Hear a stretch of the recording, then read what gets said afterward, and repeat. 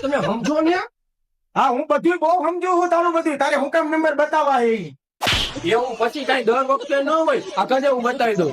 તો મેડમ કેવા નંબર જોઈએ તમારે? મને હારા વીઆઈપી નંબર ગમાડો ને. તો તમે મને ગમાડશો કે નહીં?